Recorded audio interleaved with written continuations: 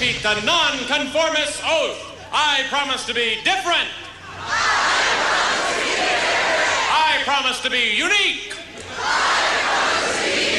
I promise not to repeat things other people say.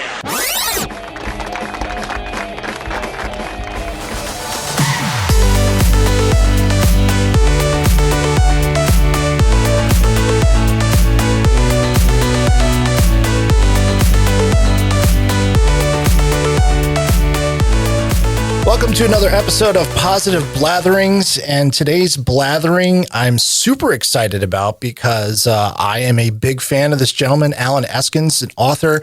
Saving Emma is his most recent book, and he's got another book that's in the works now. We'll get to that, but mind if I call you Alan? Please do. Thank you so much for taking the time to chat with me. I am just, like I said, I'm over the moon. I'm a big audiobook person. I consume probably an unhealthy amount of audiobooks. And I happened upon your The Lives We Bury. I'm The Life We Bury. The Life We Bury. I'm a little nervous, so I'm getting my facts. But anyway, I was looking for an audiobook to listen to, and read the brief, overview and listened to the sample. And I'm like, oh, that sounds pretty cool. And after I got through with it, I was like, oh my God, that was amazing. What other books has this guy done? And then I just started going one after another, and then started to see how they're all connected. And there's this whole world that you've created. And then I think I tweeted to you a couple of times saying, hey, are these being made into a movie yet? Because I want to see it. Me You're too. like, we're working on that. Yeah, that's what you said. You're like, yeah, I want to see that happening. But I am just, I'm a big fan of authors in general, of anyone that can get a completed book done, because I know as a filmmaker and as a screenwriter, at least I try, it's so hard to get one thing done. And especially with what you're doing with all the research that you have to do. And I granted, you come from a law background, if I'm not mistaken. Yeah. So you have that, they say, write what you know. And so that's the stuff that but you know it really well. I'm just interested to go back. Along those lines, if I may blather. Yeah, please. As I was studying writing, I didn't start studying to be a writer until after I was out of law school. It had never been on my radar even, but I wanted to do something just for my own creativity, just for my own fun. And so I started just writing for my own benefit. And the more I studied writing, taking classes, the more I wanted to be a literary novelist. I wanted to tell stories about people. But the fact that I was a criminal defense attorney, I would read books in the mystery thriller genre. And it's like watching television shows that are, law related. I can't watch them because they get stuff wrong and it bugs me. Right. And so it was my, desire not to be a mystery writer, but I know that world. And so I thought, okay, I'm going to write books in that realm where the law is correct, the courtroom procedures is correct, but I'm going to write stories about people. And I'm going to use the mystery thriller genre part of the story to tell as a vehicle to tell the stories about these people. So I always start out with two plots. One of them is, here's the mystery. The second one is, here's the real story about the people. So that's how I came to write the way I write. Well, I love it. And it's, the A and B plots are really make the book so interesting because, like you said, you have the mystery, but then you have the personal story. Like my favorite character, Bodhi Sandin, and he's the protagonist. And how many of the books is he the protagonist in? He's the primary protagonist in 2. He's a co-protagonist in a 3rd, and he's a secondary character in The Life We Bury. I love how these are all connected, and you've created this world. That's why I'm just dying for these to be, on the screen. But going back to that, when you know something really well and you see people getting it wrong, it drives you nuts. It So does. that's what I love about your story so much, is that you can tell that it comes from a place of knowledge. You know, it's apparent. This person knows about the procedures, knows about the terminology, knows how things work. And it gets kind of into the nitty gritty, but not too much. It does not too inside baseball, but it's inside enough that you're like, okay, this is the real deal. This isn't just some dime store, nothing novel. And I love that. But the characters that you've created, and I've always wanted to ask you this, because in Saving Emma, there's a character named Fitzgerald, and I'm like, hey, that's me. I know it's not me, but when you create your characters, are they completely out of, your imagination, or do you base them somewhat on living people? Well, your imagination comes from who you know. And so when I create a character, consciously or subconsciously, I'm often drawing from people that I know. There's only one character that I've written that is actually the characteristics of this character are drawn from a specific person, and that's a character named Jeremy, who is autistic. And because autism is a spectrum, there's all different types of autistic people. And I wanted to be consistent with who Jeremy was throughout the novel. And so I with permission, based Jeremy on somebody I know, so that would be consistent always. And then the character of Elijah in Saving Emma. So Elijah is a man who is in a security hospital. He is there because he has been found not guilty by reason of insanity for murdering a megachurch pastor. And Elijah believes he talks to God. He believes himself to be a prophet. Elijah was inspired by a case I had when I was a young attorney. I used to take cases at the security hospital in St. Peter. And I would meet a lot of people there who thought they talked to God. So that is not in any way unusual. But what was unusual about this one client was how intelligent he was and articulate. And, I sat there in his room talking to him, and he did not seem at all mentally unstable, except for the fact that he believed he talked to God. And my defense was to the judge, how do you know he doesn't? Because this judge was a religious fundamentalist. I said, if you believe that Isaiah and Ezekiel and Balaam talk to God, how do you know that my client doesn't? And right. That case kind of stuck with me. And so when I became a writer, I wanted to write a story about that kind of character. So that's where Elijah was born.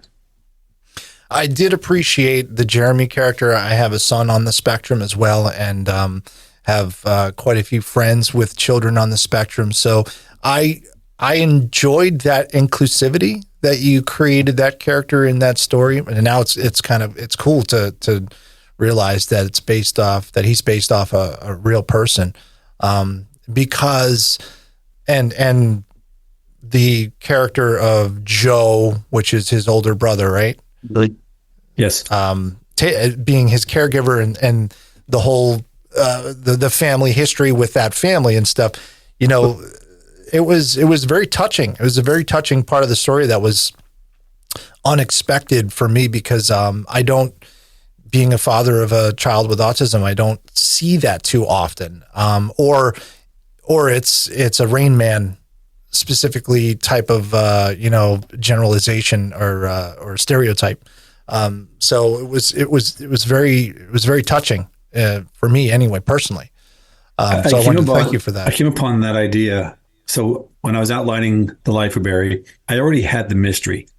I knew that Joe Talbert was a college student who was going to go to a nursing home for an assignment to interview somebody, just some random person. And he's going to meet somebody with a dark secret and get pulled into that secret. So I knew, I had laid out that part of the story already. But I also knew that Joe was running away from home to go to college. And I was struggling with what that meant, why he was running away from home. What was he running from? Yeah. And I went to go see one of my favorite plays, The Glass Menagerie. And in The Glass Menagerie, it's a story of a man who has a defendant in the play, a crippled sister. And he has been her caretaker because he's got a dysfunctional mother. And the play ends with him leaving his sister. And that last monologue is really powerful and emotional. And whenever I feel something emotional, I step back and reverse engineer and think, what did this playwright do? What did this songwriter do to make me feel emotion? And how can I use that in my writing? And I decided I'm just going to start my story where this play leaves off. The story is going to begin with Joe having already left home. He left behind his autistic brother, who he's been responsible for his entire life. He's running away from that responsibility. He wants to live his own life. And so that's where the idea came from.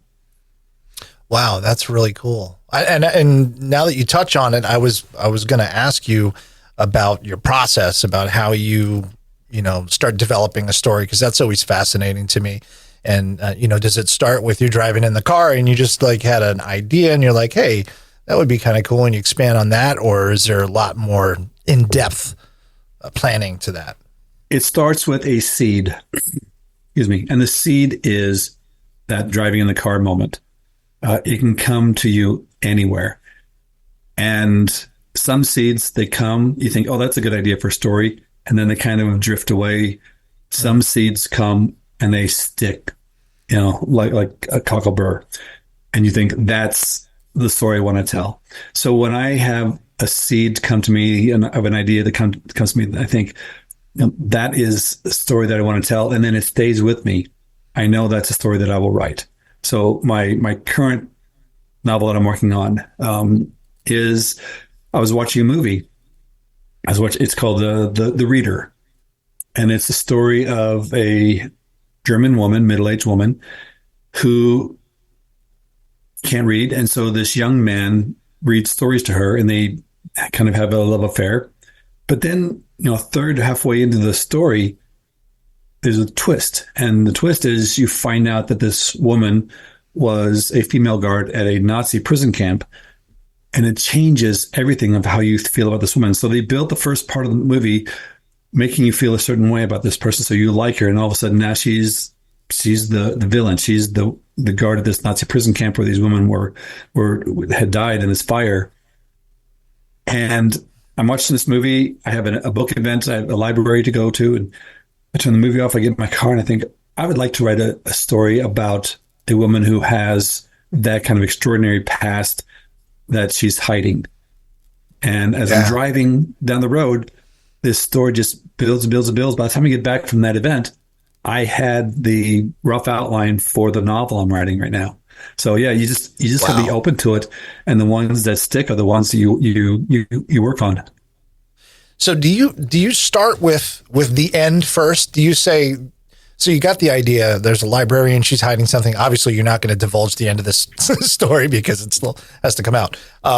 But do you, because that's the problem I always had as a writer, is like, I could write really great, what I think are great scenes, sections, and be like, oh, that was great dialogue, or that's a really cool thing that happened. And then I end up getting to a point and I'm like, well, where's this going now?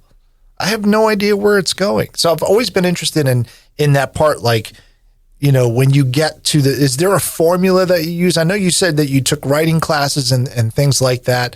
It's just really interesting to me that when you get to a point where you don't know where you're going, how do you get out of that? So before I sit down to write, I outline. And before I outline, I daydream. And I think that's really why I'm a writer, is I'm a huge daydreamer. So I'll get the seed of an idea. Let's take Saving Emma. There's a guy in a security hospital who thinks he's a prophet. Now I go to the end and I think, what would be a good ending for this story? Because endings are very important to me. And the one I settled on, and I don't think this is giving too much away, is leaving it up in the air of whether or not he is a prophet or not. And so is it kind of in the eyes of the reader? So I work out an ending. I now have a beginning, and then I sit down and I get a sketchbook. And I love sketchbooks for outlining because they're big and white and there's no lines on them. So you don't feel like everything is really linear. And I just start daydreaming and writing down ideas of how I get from the beginning to the end of this story. And if the idea doesn't work, I turn the page, start with a new idea. I will write down, 3 or 4 different, 5, sometimes 6, 7 ideas to try and find the most creative one. I was in theater when I was in high school and college. And one of the exercises we would do is the director would put a chair in the middle of the stage or any prop. And he'd line the actors on the side of the stage and say, everybody go out there and use that prop in a creative way. Now, if you're the first person, you go out and use the chair like it's a desk in your high school or a park bench. Well, if you're number 11 and 12 in line, all those ideas are going to be gone by the time you get there. And you have to be able to walk on stage and have something ready. So you're digging deep. What is an idea that nobody else is going to come up with? And so that's what I'm doing when I'm using that legal pad is I'm writing down these ideas and trying to get to the one that hasn't been done before, the one that is creative and strikes me and interests me. If I get that idea, I turn the page, write that idea at the top. Now I build on that. I keep turning the page, building and building, building. And by the time I get to the end of that sketchbook, I have plot points for every scene in the novel, a reason why the scene is there. I know the order of the scenes. And then, so basically I see the entire novel. I have the roadmap, and now I sit down and go for a drive. And that's when I write the novel. So by doing that preparation, I never have writer's block. I know where the story is going to go. If I come to a better idea as I'm writing, I will go back to my outline and redo the outline with that new idea so that I'm not wasting 20,000 words on a tangent that goes nowhere. Right. So the outline is my debut, my very first novel I wrote wasn't my debut novel, Life for Barry. The first manuscript I wrote was my 6th novel, Nothing More Dangerous. I worked on that for 20 years. I was learning how to write, I set it aside, wrote The Life for Barry, and then I came back to it, and I never outlined it in those 20 years. So we went back to rewrite it for my 6th novel. I started by not even looking at the old manuscript. I outlined it from beginning, and I used my process and wrote it from beginning to end as if I'd never written it before. And it turned out to be a much better book than that manuscript that I had. Wow. I do love that book. That's interesting because you actually answered my next question. I was going to ask you about which book was the first book, and if your first book was published. Because I know some authors, it's their 3rd book that they write that actually gets out there. But not being real familiar with the world of an author and publishing, in my eyes, you're a successful writer. Do you consider yourself a successful writer? Oh yeah. I mean, there's 2 ways to look at it. I wrote for 20 years because I enjoyed it, never made a dime. I was a writer then because there's an old quote in Letters to a Young Poet. The young poet asks Rainer Maria Rilke, "How do I know if I'm a writer?" And Rilke replies, "Ask yourself in your most solemn moments, must I write? And if you must write, you are a writer." So for that 20 years, at least for the last, 2/3 of it, I was a writer. My spare time, I wasn't playing golf. I was writing because I enjoyed it. That was success to me. I was becoming a better writer and a better writer for my own fun. I also consider myself a success because I can make a living at it. I publish novels. I have a fan base. People like what I do. And the people like what I do part of it is that's the most gratifying thing.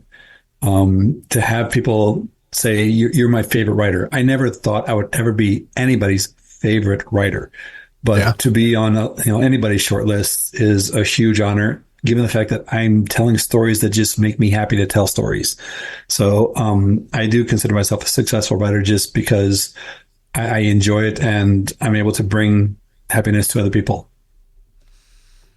What was it like the very first time that your work was professionally accepted, in the publishing world, or when you finally got the first deal or whatever it is, where it was like, I've made it. This is it. What was that like? I was rejected by 150 agents before I got an agent. And getting an agent was a huge step for me. once I got an agent, I had someone on my team to say, okay, here's where I think your story needs to be, fixed and work better. By the time we sent it to a publisher, it was ready to go. We had 2 offers of publication within a few weeks. And at that point, it was like, all this work that I've been doing, which was fun, but you sit there and think, wouldn't it be cool if I could be a published author? It's kind of a bucket list thing. And then you see it happen. It's like, I did that. I want to do it again. And so you find yourself wanting to repeat the process just because of the fun of it. I don't write for any reason other than I enjoy it. It really is something that I enjoy doing. So if I ever stopped enjoying it, I don't think I would keep writing, but I have so many ideas in my head yet to be written. I can't keep up, actually. As a fan, as someone who appreciates your work, that's great. Because I know there's lots more on the way. I'm constantly looking forward to, whatever your posts are about what's happening. By the way, you have to get out to Rochester, New York. I would love to. Maybe we'll put together some sort of an event for you. There's a really great arts community here in Rochester. And I've been singing your praises to a lot of people. You see people on Facebook, hey, I need a new audiobook to listen to or a new book to read. I'm always like, try this one. But the idea that you do it because you love it, and that's a key factor in success, I believe. And like you said, if it became something that you didn't want to do, it was a drudgery. If it was like, I got to get up and write today, then it's like, no, you got to find something else to do. And how long were you in law? I had a certain luxury. I had a certain luxury because I was a practicing attorney. I had an income, I had a career. And so I took it slowly. I take a class here or there, and I take 1 or 2 classes a year, and I would read books on writing. I was the Robert C. Wright visiting author at Minnesota State University this past month. And one of the things that, in talking to the MFA students, that I got this feeling was that there was all this pressure for them to get out of the MFA program and write the great American novel and be a success right out of the chute. And what I tried to impart to them was, don't let that pressure push you to try and publish something when it's not ready. Take your time, even if it means having a second job while you're writing. If you truly love writing, eventually it will happen. You will keep writing until you've written a story that is so good that the publishers have to accept it and say, yeah, we want to publish this. And then once you have your foot in the door, you have, like I said, a team. You have the agent, the editors, and you can say, here's my other stuff. And, and they can help you whip that into shape so that is now going to be on bookstore shelves as well. So I didn't have that pressure, and that was really nice. I could just take my time and do it because I enjoyed it. And my advice to young authors is, don't be in too much of a hurry.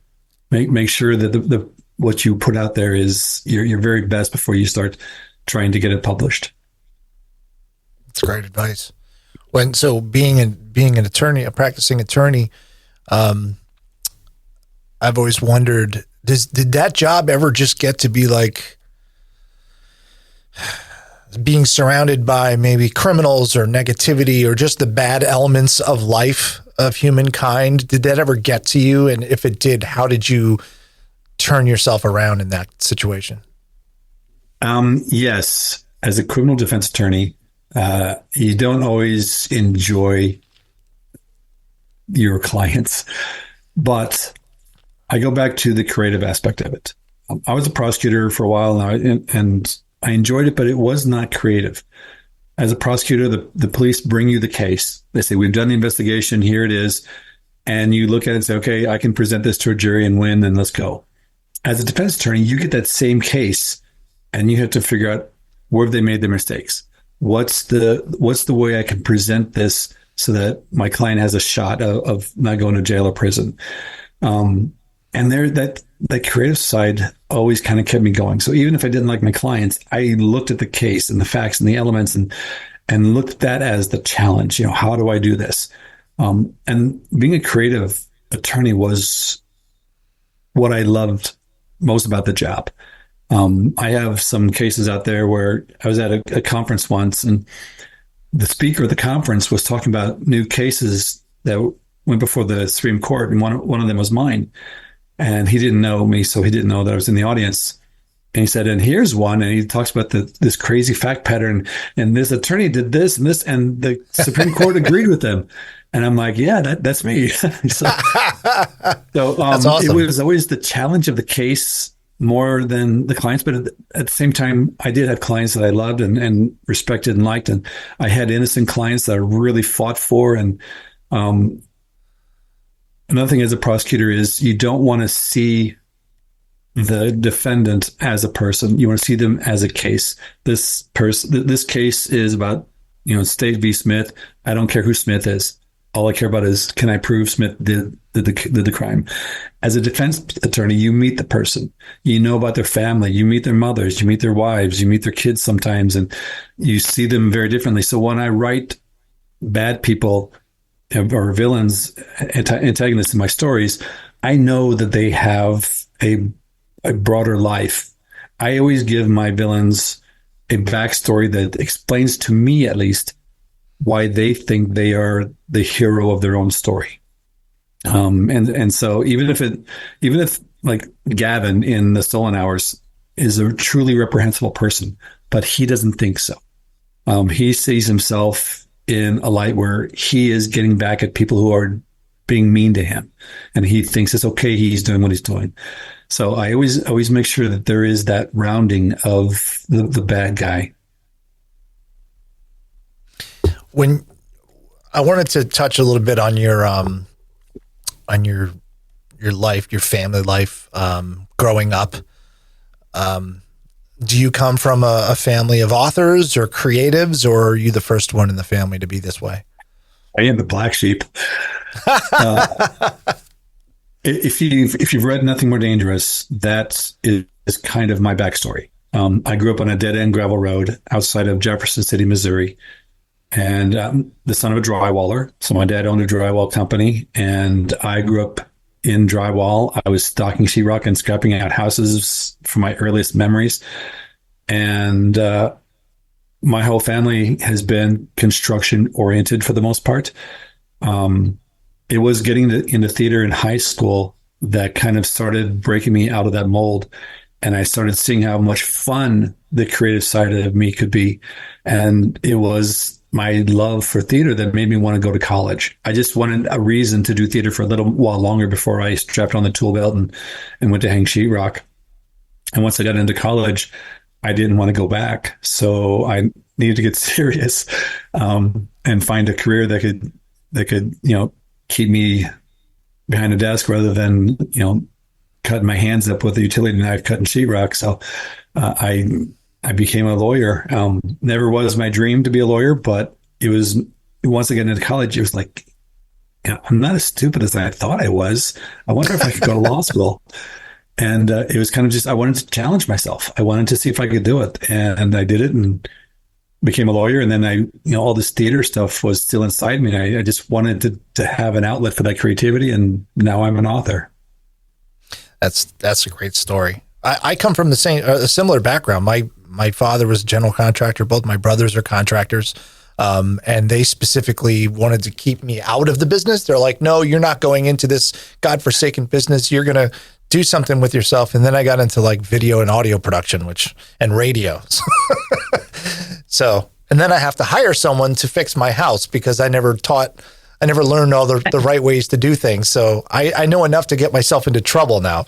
I remodeled my house back in 2000. I want to say 2004, maybe.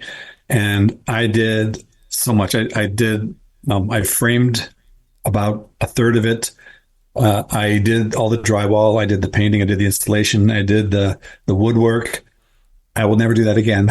That was my last dip in the construction world. I did a good job, but man, it was hard, and I was really out of shape. And You can be yeah, I want to make sure I'm not coming across disrespectful for drywallers. My family no. is still drywallers and roofers, and having that skill, that trade, Oh yeah. gave me the courage to take chances. Because in the back of my mind, I kept saying, "Well, I can always go back and hang sheetrock. I know how to do that. If this fails, I can go hang sheetrock. I know how to do that." And so having that trade and that understanding of how to hang sheetrock and do drywall was incredibly fortifying in my journey. Yeah. I was actually upset with my family for pushing me away, because it is a useful knowledge base. It is something, useful skills to know. This wall behind me, I framed it out and did it myself. And if you went back and measured the studs, you'd be like, what were you doing? What did you use? Was it was scary. It's up there. It's not coming down. But yeah, that and the idea of trades. And I know I'm blanking on his name. Who's the Dirty Jobs guy? Oh yeah. Mike. You know him? Yeah, Mike Rowe. Yeah.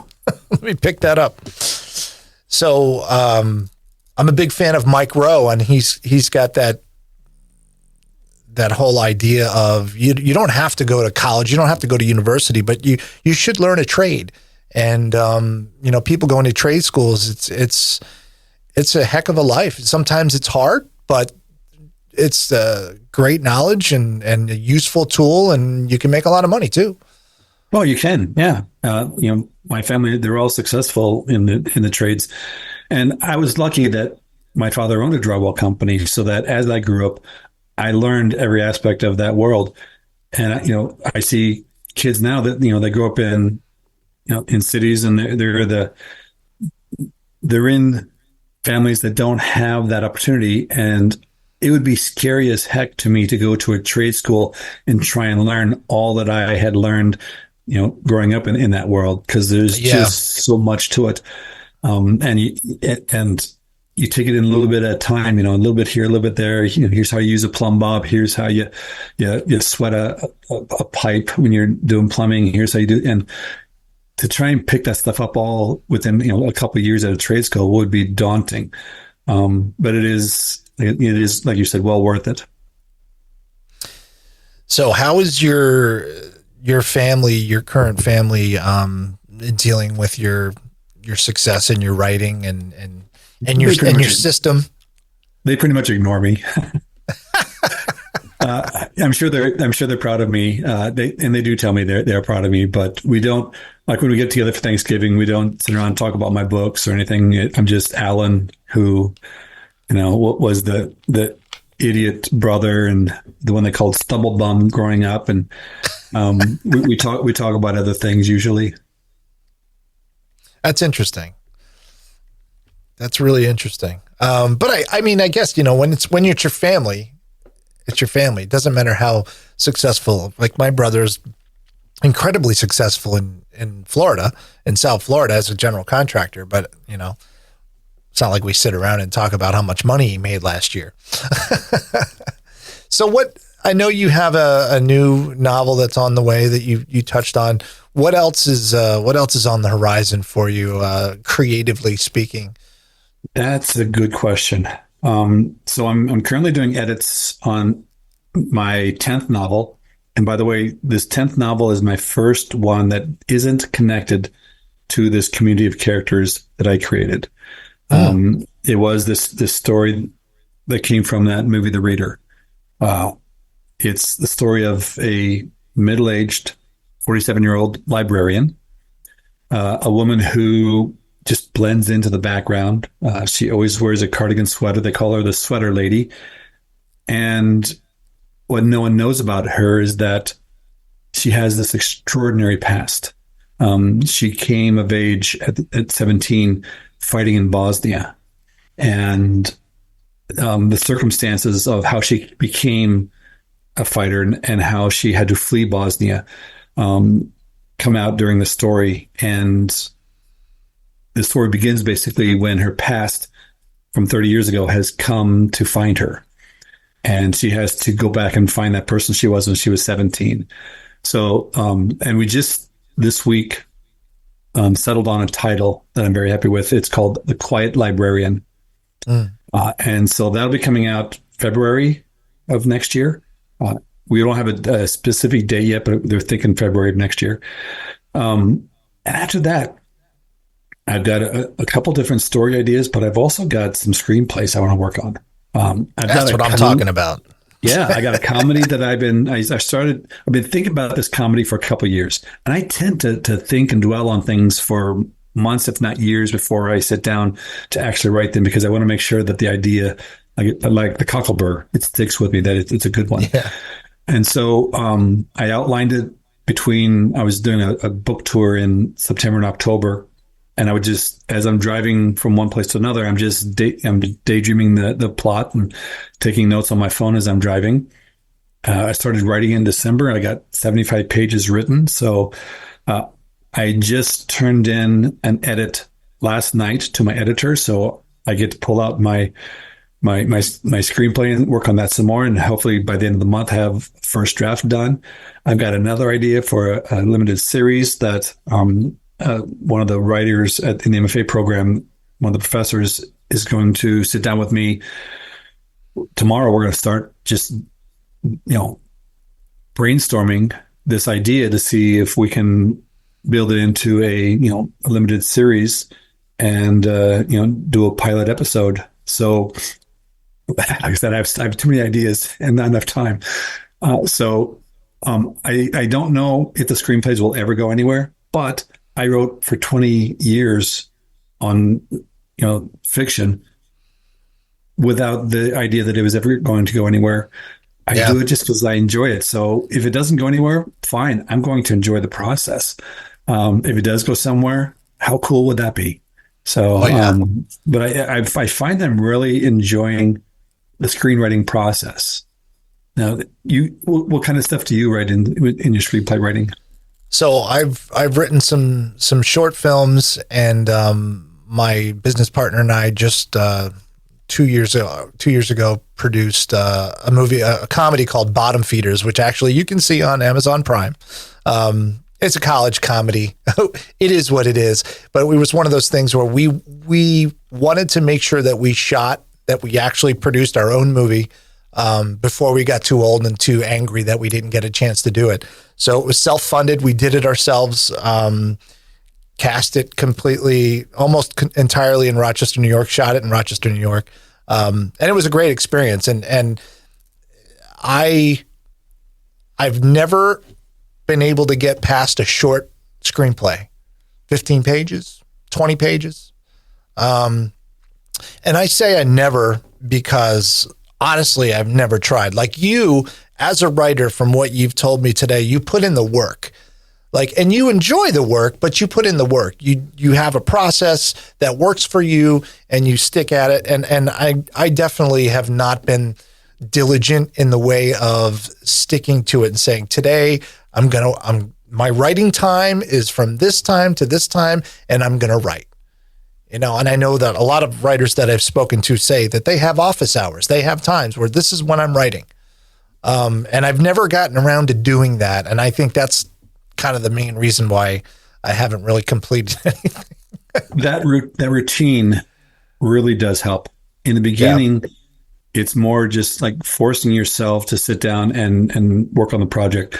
After you get into the routine, it'll be like losing a limb. You'll still feel it there. So if you don't sit down to write during that writing time, you feel something's wrong. It's like I should be doing something. What is it? Oh yeah, this is my writing time. And your brain starts to gear up for that. So my writing time is normally right now but I just turned in an edit, so I'm kind of taking today off. But I finish my breakfast and I have my cup of coffee, and then I go downstairs and I write for an hour or two. Then I go do a workout, do a run, and the workout or the run is an important part of my process in that I do something that's a divided attention task. Go rake the lawn, go walk the dogs, but something where my brain isn't staring at a page or at a computer screen saying, what comes next? What do I do now? And in the back of my mind, what's floating around is, okay, here's what I worked on this morning for that 2 hours. Here's what I'm going to work on. How can I make that better? And by the time I get back from my workout, I have all these ideas that will improve that day's work, that day's process. So yeah, getting into that rhythm really does help. And also, do you outline? I tried, but here's the thing. So this is what I'm curious about when you're outlining.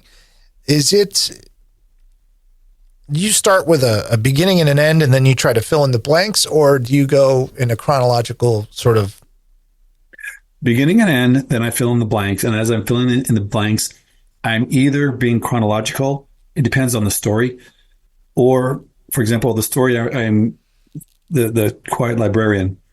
It takes place in 2 time periods. One time period is 1995 Bosnia. The other time period is the present.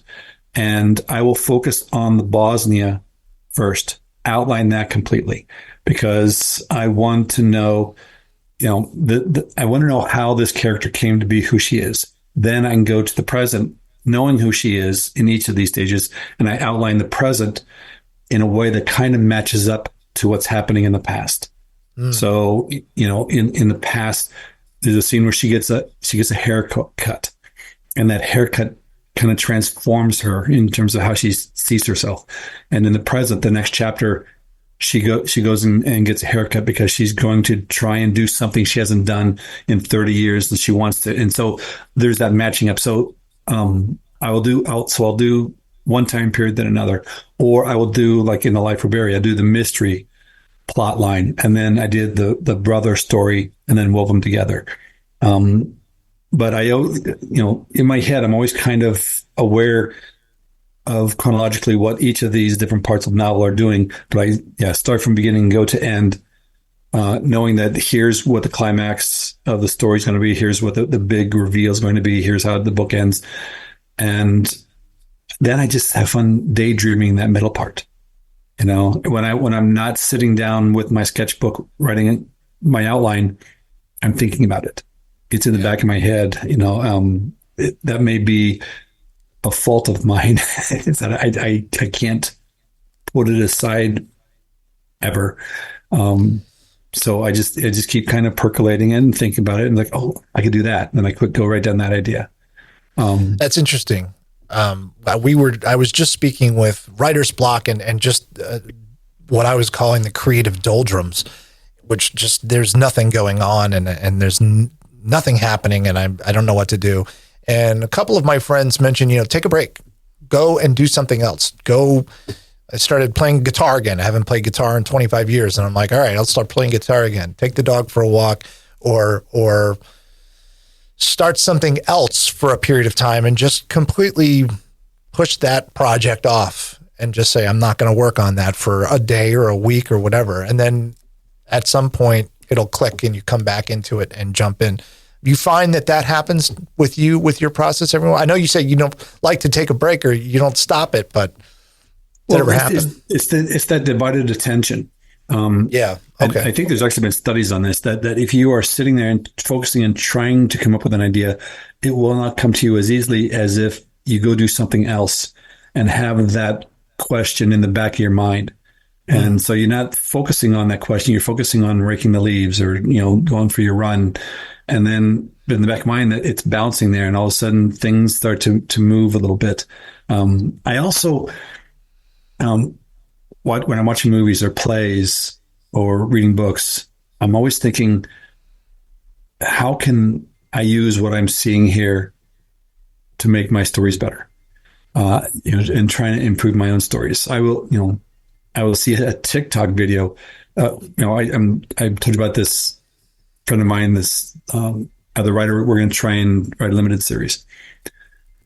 In the back of my head, I know that we're going to sit down and start brainstorming that. And I see a TikTok video, just a clip. It's like, 10 seconds long, but it's a clip from a movie. And this actor pulls me in. And I think, I want to have a character like that. Now, what kind of character would I write to try and pull people in that way. And it wasn't, when I first sat down with the idea for the story, this character didn't exist. It was nowhere on the radar. I saw that and thought, I love that idea. How can I put this into the story? And now, that is one of the driving forces behind, what I want to do with the story is that character, because that character just so interests me. So a lot of times it's just being open. It's being open to what's around you and understanding, paying attention to everything in terms of how can that make my process better, my story better.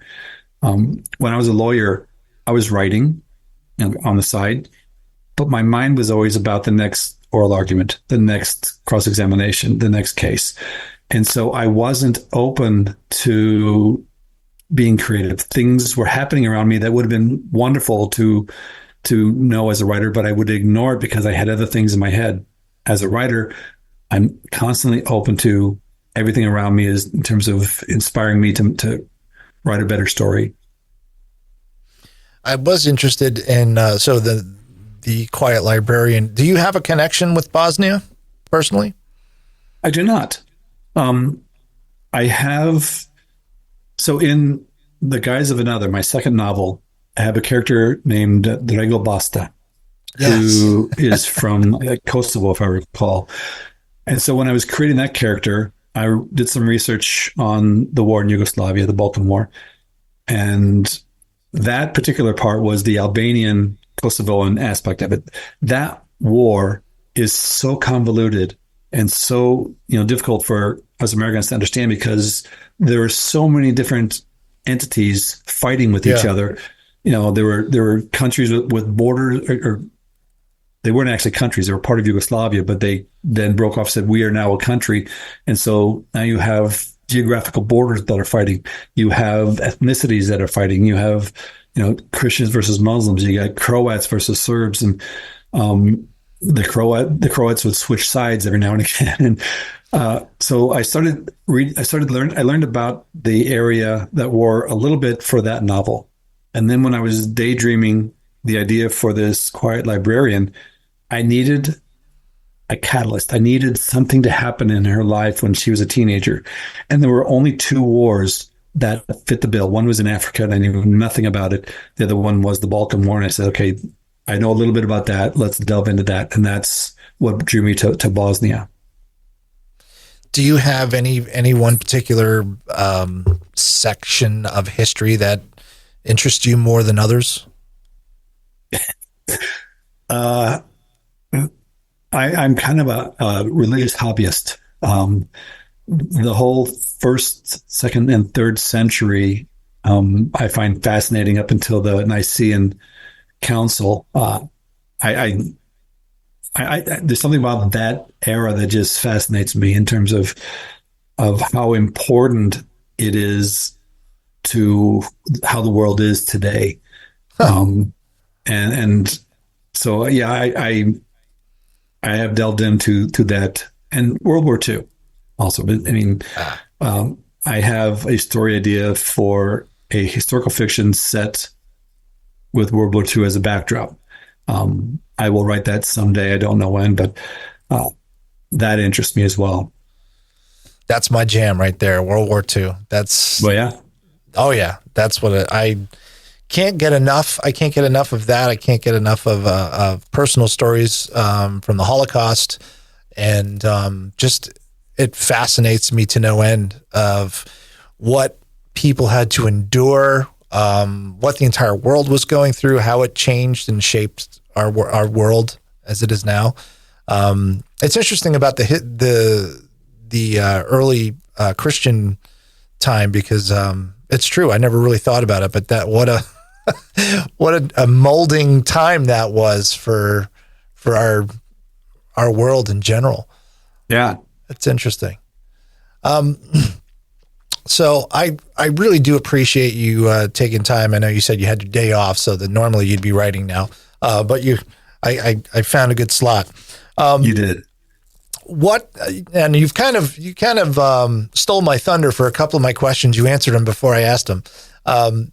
But I would say, if there's if there's somebody who, let's just say someone like me or a younger person who is aspiring to be a writer, a filmmaker, creative of some kind, what would be the most, key advice that you could give them? For me, the key to both enjoying writing and I think becoming a successful writer was understanding the craft. And when I say the craft, what I mean is think of the Matrix. That you're at the beginning of the Matrix, Neo's going through his life and things are happening around him, but in truth, there's a depth that he doesn't understand.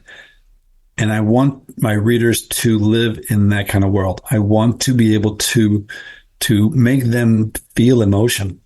I want to make them feel tension. I want them to feel joy at times. And there is a craft to doing that. There is, understanding how to structure a story and a paragraph and a chapter in a way that brings tears to someone's eyes is not easy. Robert McKee says that a screenplay is a good story well told. Everybody has a good story to tell. It's the well told part. Understanding profluence. Profluence is a term made up by John Gardner. It's the idea that as you're writing, you're putting questions in the reader's mind. You're putting suspicions and expectations in the reader's mind. And then you are suspending answering those questions. Subconsciously, what that does is humans do not like to have questions go unanswered. And so it creates in them this dissonance, this psychological dissonance where they think if I turn the page, this will be answered and I will no longer have this dissonance in me and I can relax. They turn the page and I have given them another question now and I hold off as long as I can. So that's part of the craft. Understanding how tension is the gap between hope and fear. That the wider those two things are apart, the greater the tension will be. Imagine you're in a doctor's waiting room and you're about to find out if your child has cancer. The hope and the fear in that moment are extremely far apart, and the tension is very, very strong. If you're sitting there waiting to find out if your child has tonsillitis, you're not going to have the same level of tension. So there are all these aspects of craft that when you understand them, it's almost like a mathematical formula. How to create tension, create a relatable character, put that character in a situation where the outcome is uncertain and the outcome, and they're facing very clear threat. And that equation will create tension. So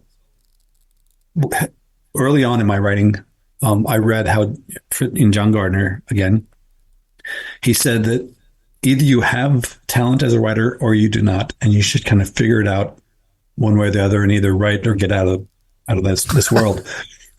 And I read that and I was a little pissed off because I come to this thinking I have no talent for writing. I don't really enjoy reading. I think I have ADHD or something because I've always struggled with reading. Yeah. And so I'm thinking, well, screw you, John Gardner. What I'm going to do is I'm going to understand this at an elemental level so that I understand the craft well enough that people will think that I have talent. And so that was my focus. I wanted to understand that craft level. And the more I learned about it, the more I understood it, the more fascinating it was and the more enjoyable it was to write. I was reading a final chapter of my new story and I wrote it, right? And I wrote this chapter and I rewrote it and I rewrote it, but I hadn't read it for, about a month. So I'm rereading it and I'm starting to tear up and I know what's going to happen, right? I wrote the damn thing and I'm starting to tear up and I'm thinking, okay, you did a good job with the craft because, like it or not, I'm going to feel that emotion where the red fern grows. That was the first book I ever read twice. And I read it a second time because I wanted to prove to myself I could read it without bawling. I could not. And I'm sitting there, I'm getting to the point that I was going to cry. And I think, okay, it's just words on paper. This isn't real. These aren't real people. It's just a story. And no, the tears are falling. And, that author did something within the pages, within those words, that made me feel emotion. And that's what I wanted to do when I decided to become a writer. I like how you put that, and I will say that you're downplaying your talent because you're kind of saying, oh well, I figured out the code and I broke the code and now I can just create these, and it's like it's a mathematical thing, which to some extent I guess that's true, but you have to. It's understanding the math of it, but then the more you do it, the more it becomes innate. It becomes more instinctual, and you do it not because you're thinking A plus B equals C. You're doing it because I'm a writer and this is what I do, and this is it's like hanging sheetrock. When I first started hanging sheetrock, every movement was I had to think it through. Okay, I had to measure it this way, cut it this way. After doing it for a year or two, it's like you're not thinking. You're listening to Paul Harvey, or you're listening to the Eagles on the radio, and you're just whipping through, and you're not thinking about it because you know what you're doing. So it's getting to that point of, you don't have to think about it anymore. It's innate. You know what you're doing, and wow. Maybe that is what passes as talent. It's like brain muscle memory. Yeah, very much so. Very much so. Interesting. Crap. I was just going to ask you something. Got me off centered. So this is something that I've always kind of wondered about, and I've seen authors and screenplay, writers and different people say that when they're in the middle of the story, and sometimes it's just like it writes themselves, like the characters are just doing this and you're there witnessing it. Does that ever happen to you? Only in dialogue. As I'm writing, because I have been daydreaming this thing and outlining it, and I have, bullet points. And before I sit down to write a chapter, I outline the chapter. It's very hard for my characters to take control. But when I'm doing dialogue, I'm hearing the conversation in my head, and I'm just typing as fast as I can to keep up with that conversation. And sometimes by the end of the conversation, it has gone someplace I wasn't expecting, because, X says this, Y says that, and they go back and forth, and they feed off of what each other says. That it's not just, this is the dialogue because this is what has to happen in the chapter. They actually feed off each other. And pretty soon it's like, okay, that's not where I was planning to go. When that happens, I sit back and think, okay, is that a better place? Is that better than my outline? And if it is, I'll go back and, like I said, re-outline to make sure that I haven't screwed something up, because sometimes you'll go down a tangent and you think this is a great tangent, and you get to the end and it's not. And you think, but I wrote 20,000 words. I don't want to give this up. I need to figure out some way to wedge this into the story. And now you're doing what you shouldn't do. That's exactly what I do. That's like spot on exactly what I do. I'm like, I wrote this. Yeah, need to outline. All right. So if I've learned anything in this conversation, it's I need to outline. So what would you like people to go find right now if they're watching and listening to this? What should they go check out? Well, your website. If you read my books before, then Saving Emma is my most recent book. It came out last September. That would be what I'd recommend. If you've never read any of my work, I would start with either Nothing More Dangerous, which is a prequel. It's Bodhi Sandin. So Bodhi Sandin is a law professor in Saving Emma. He's a late 50s law professor. Nothing More Dangerous is him when he was 15 years old in 1976. So it's a prequel, but it's also very much a standalone. Or you could read The Life We Bury. The Life We Bury has all four of my major characters in it. Joe Talbert is the main protagonist, but the others play minor roles. And it introduces you to these four people who I've written about for 9 books now. Yeah, that's the one that I started with. And then I remember I can't remember which Shadows We Hide. Is that? Shadows We Hide is the next Joe Talbot book, but there were 3 books for Max Rupert in between there. Max Rupert. The Guise of Another, The Heavens May Fall, and The Deep Dark Descending. Then I did The Shadows We Hide, which is the sequel to The Life You Bury. Then I did Nothing More Dangerous, which it took me 27 years to write. That's amazing. That's amazing. But, I think I Googled Alan Eskens books in order, like how should I read them or listen to them? And, on my website, AlanEskens.com. That took me to your website. That's is the best place to find that. Yeah.